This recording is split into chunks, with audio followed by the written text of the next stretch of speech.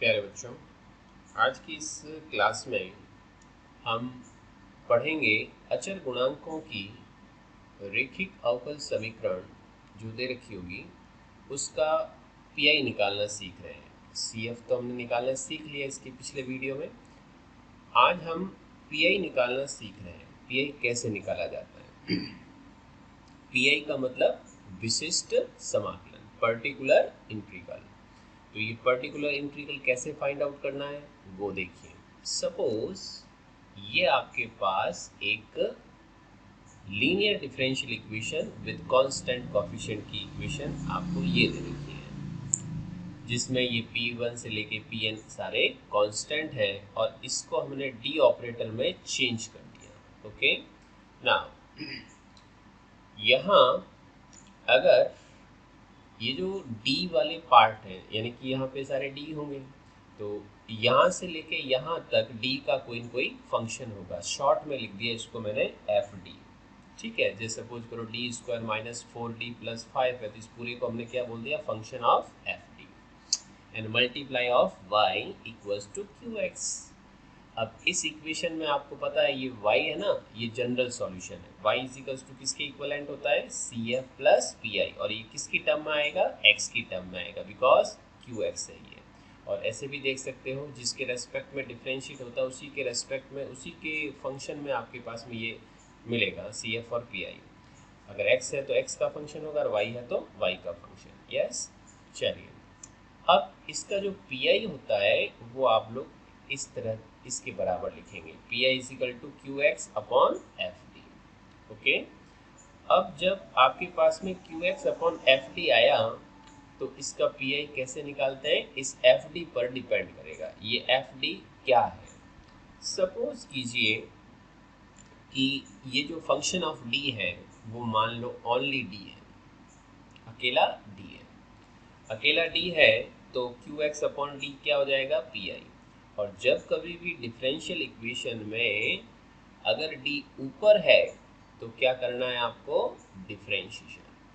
अगर D नीचे है तो क्या करना है आपको? इंटीग्रल। ये दो चीज़ें आप लोगों को ध्यान रखनी है। तो मेरे पास PI is equals to QX upon D। D means इसका इंटीग्रल, तो QX ऑफ DX ये इंटीग्रल कर देंगे। तो पहला केस आपको ये ध्यान रखना है। दूसरा केस यानी जो आपका FD है, मान लो D माइनस एल्फा है। क्या है? D minus alpha. तो ये कहता है कि जब D माइनस एल्फा है तो PI कितना हो गया? QX upon D minus alpha. और इस केस में जो सॉल्यूशन होगा इसका PI का, ये फॉर्मूला फॉर्मेट आप लोग ध्यान रख लेना। This is star mark. तो आप क्या करें? D माइनस एल्फा, तो याद रखेंगे e raise to alpha x लिखना है, और इन साइड में e raise to minus alpha x. अगर यहाँ पे प्लस होता तो ये माइनस होगा और ये प्लस होगा। और मल्टीप्लाई में क्या करना है? ये जो ऊपर क्यू एक्स दे रखा है उसको यहाँ पे रख दीजिए। तो आपके पास में ये इसके इंटीग्रल से और इसके मल्टीप्लिकेशन से आपको क्या मिल जाएगा? PI।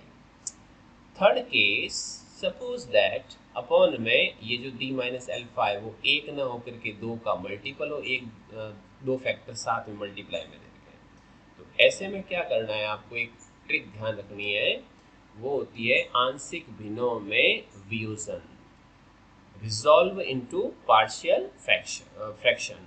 Resolve into partial fraction यानी QX को मैंने बाहर कर दिया, तो 1 अपॉन जो ये चीज़ टर्म्स आपके पास में अवेलेबल है उसको आप क्या लिखेंगे? A upon D minus alpha 1 plus B upon D minus alpha 2 और मल्टीप्लाई में of QX। By the way, जिन विद्यार्थियों के ये टॉपिक नहीं कर रखा है तो कोशिश करें ये आंशिक भिन्नों में थोड़ा ब्रेक करना सीखें, ताकि आने वाले प्रश्नों में हमें कहीं समस्या नहीं हो।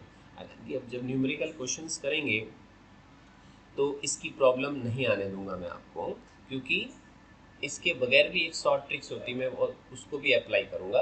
तो आपको काफ़ी क्वेश्चनों में इसके बगैर आपका काम हो जाएगा। बट कोशिश करें, टॉपिक आया है तो इसको थोड़ा सा ध्यान रखें आप लोग।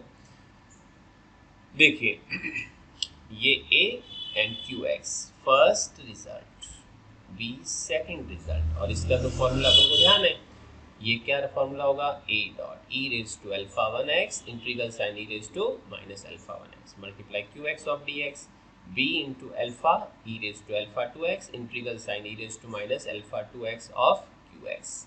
इस तरह से आप लोग इस पी को कैलकुलेट करेंगे। हम एक एग्जाम्पल के थ्रू एक पी निकालने का ये जो प्रोसेस हमने समझा है उसको और क्लियर कर देते हैं। मान लो इस क्वेश्चन को अपन पूरे तरीके से करेंगे, CF भी निकालना सीखेंगे और इसमें PI भी निकालना सीख लेंगे। इस इक्वेशन को हमने चेंज किया किसमें, D ऑपरेटर में। D means D upon dx। तो यहाँ तक तो एक ही है इक्वेशन। फर्स्ट फॉर CF कैसे निकालते हैं, D हटा के M रख देते हैं अपन, जिसको बोलते हैं ऑक्सिलरी इक्वेशन, सहायक समीकरण। m square minus 5m plus 6 equal to 0. So m minus 2m minus 3 0. m equals to 2 minus 3 2 comma 3. तो CF क्या आया, C1 e raised to 2x plus C2 e raised to 3x complete. अब निकालते हैं PI। PI आप लोग ऐसे निकालेंगे कि PI is equal to e raise to 4x upon में लेके आ जाएंगे उस FD को, क्योंकि FD आपके किसके इक्वलेंट है इस क्वेश्चन में, FD इक्वल है D square minus 5D plus 6, this is FD। और ये FD अपन यहाँ पर रख देते हैं नीचे। आप क्या करिए, इसको फैक्टोराइज करिए, फैक्टोराइज इसके फैक्टर कर लीजिए। जैसे ही हम इसके फैक्टर करेंगे d माइनस 2 d माइनस 3, तो e रेज टू 4x को बाहर रख दें और इन साइड में आप लोग ये वाली ट्रिक थोड़ी ध्यान रखें। क्या करना है आपको ये काम करना है यहाँ पर कि मैं इसको किस तरह से अरेंज करूँ कि वापस इसको सॉल्व करूँ तो यही आ जाए और इससे अपने पास में ये भी रहे, तो इसका मतलब अपना काम भी बन जाए और ये भी चीज़ रह जाए। तो आप क्या करें, जैसे मैंने विचार किया कि अगर मैं d माइनस 3 को 1 अपॉन डी माइनस 3 के 1 के नीचे रखूँ और इसको इसके नीचे रखूँ, तो आप जानते हैं ये यहाँ जाएगा, ये यहाँ जाएगा, तो d को तो कटा, क्योंकि ऊपर कोई कांस्टेंट है 1 ही दे रखा है। तो अगर अपने पास में इसको यहाँ भेजना है, इसको यहाँ भेजना है, तो उस केस में क्या होगा, d तो कैंसिल हो ही जाएगा। यहाँ पे माइनस माइनस प्लस का 3 हो जाएगा, इधर माइनस का 2, माइनस 2 प्लस 3 क्या हो गया, 1 हो जाएगा आपके पास में। यही केस अगर अपने पास में कुछ और, सपोज करो यहाँ पे 5 होता या कुछ और नंबर होता, या फिर इसमें ऐसा करने से ऊपर कोई नंबर आ जाता 5, तो 5 इसमें तो है नहीं, तो आप क्या करोगे, 5 को उड़ाने के लिए, हटाने के लिए आप 5 से डिवाइड कर दो, तो 1/5 लिख देता। यहाँ पे जो भी नंबर एक्स्ट्रा आएगा कांस्टेंट, बाय द वे इनको अरेंज करने के बाद, और जो यहाँ पे ना हो तो वापस उसको हटाने के लिए डिवाइड कर देंगे, ठीक है। तो ये इस तरह से इसका पार्शियल फ्रैक्शन में रिजोल्यूशन हो जाएगा। आप चाहो तो पार्शियल फ्रैक्शन के थ्रू कर लीजिए, या फिर जो मैंने अभी बताया इस तरीके से लगा लीजिए। आपका काम दोनों में से किसी के द्वारा यहाँ तक पहुँचना है आपको। यहाँ तक पहुँचने के बाद इसकी करो एंट्री, इसको इसके साथ, इसको इसके साथ, 2 पार्ट बन गए। पहला part, first part e raise to 3x e raise to minus 3x और मल्टीप्लाई में e raise to 4x dx। यहाँ पर d minus 2 e raise to 2x e raise to minus 2x e raise to 4x, that is qx।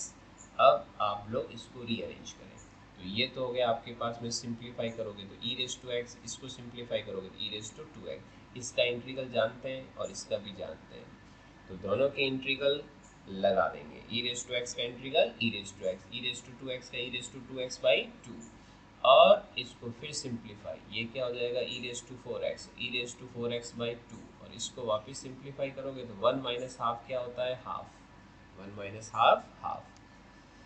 तो ये आपका P I आ गया। अब करना क्या होगा, general solution. General solution will be y is equal to C F plus P I, C F और ये पी आई दोनों को ऐड कर दो, तो आपके पास ये चीज़ मिल जाएगी।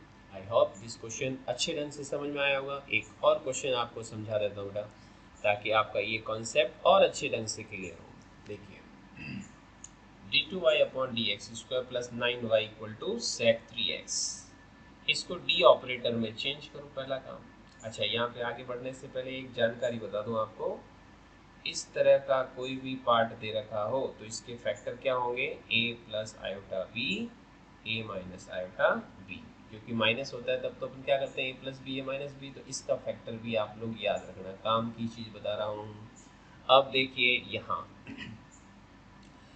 इस तरह से डी ऑपरेटर में चेंज होने के बाद सबसे पहले क्या फाइंड आउट करेंगे, सी एफ।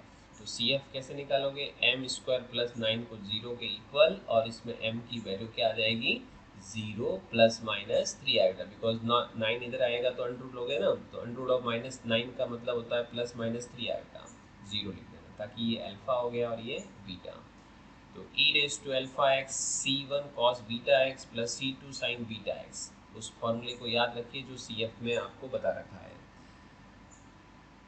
अब P I is equal to Q X upon F D अपने में इस क्वेश्चन में क्या दे रखा है, डी स्क्वायर प्लस 9, तो सेक 3x upon D square plus 9 सेक 3x, और इसके जो फैक्टर अभी मैंने बताया बेटा, इसके अंदर 9 को आप लिख सकते हो, क्या लिख सकते हो, 3 स्क्वायर, तो ए square plus B square, A plus iota B a minus iota B, तो उस फॉर्मूले से आप लोग इसके फैक्टर कर दीजिए।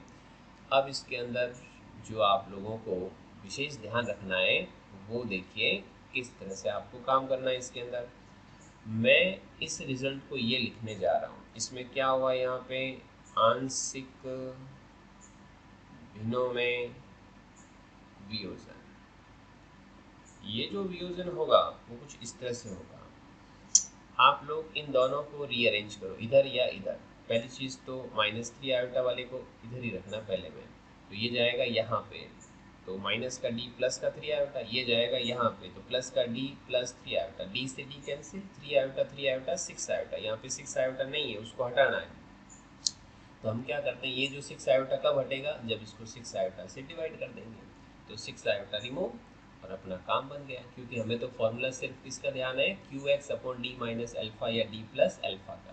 अब इसको आप एंटर करो तो ये दो रिजल्ट फिर मिल जाएंगे आपको।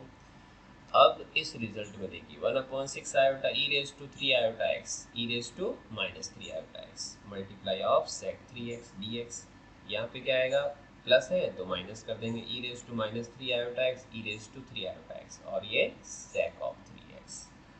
अब यहाँ आप लोग ये जानकारी और रखें, आयलर प्रमेय। आयलर प्रमेय क्या कहती है, देखो e raise to iota x cos x plus iota sine x होता है, e raise to minus iota x क्या होता है, cos x minus iota sine x. तो आप लोग यहाँ पर और यहाँ पर इस फॉर्मूले को लगा दें, तो यहाँ पे 3x x की जगह रखना है, 3x x की जगह रखेंगे, तो आपके पास ये फॉर्मूला सेटअप हो जाएगा। सेक 3x को नीचे लेके आओगे, सेक 3x को नीचे लाओगे तो कॉस 3x हो जाएगा, इसको इसमें डिवाइड करोगे 1 और इधर डिवाइड करोगे tan 3x, 1 plus iota tan 3x, ठीक है। अब आप लोग बाकी सारा पार्ट ऐसे कैसे लगा दो, ये 1 माइनस आयोटा tan 3x का integral, 1 plus iota tan 3x का integral, 1 dx x tan 3x log sec 3x upon 3, इसमें भी 1 dx का x और आयोटा tan 3x का iota log sec 3x upon 3, ये क्या मिल गया आपको, पी आई। तो क्वेश्चन बड़ा हो या छोटा हो उससे नहीं, अपने कॉन्सेप्ट को अच्छे रखिए, तो ये क्वेश्चन आप एंड तक लेके जा सकते हो। अब जो भी रिजल्ट आपको यहाँ तक मिला है लाने के बाद आपके पास जनरल सॉल्यूशन क्या होगा, C F plus P I, C F भी निकाल के बता दिया मैंने, पी आई भी निकाल के बता दिया, दोनों को ऐड कर दीजिए, आपके पास जनरल सॉल्यूशन मिल जाएगा। आई होप ये जो आपको पी आई निकालने का जो प्रोसेस है ये आपको और अच्छे ढंग से समझ में आया होगा। नेक्स्ट वीडियो के अंदर हम पढ़ेंगे जब QX, जो आपका QX दे रखा है, जो आपका QX है, ये डिफरेंट होंगे, जैसे कभी साइन ऑफ AX आ गया तो क्या करेंगे, कॉस ऑफ AX आ गया तो क्या करेंगे, ई रेस टू AX है तो क्या करेंगे, तो डिफरेंट फंक्शंस के लिए PI निकालने के प्रोसेस को समझेंगे। Thank you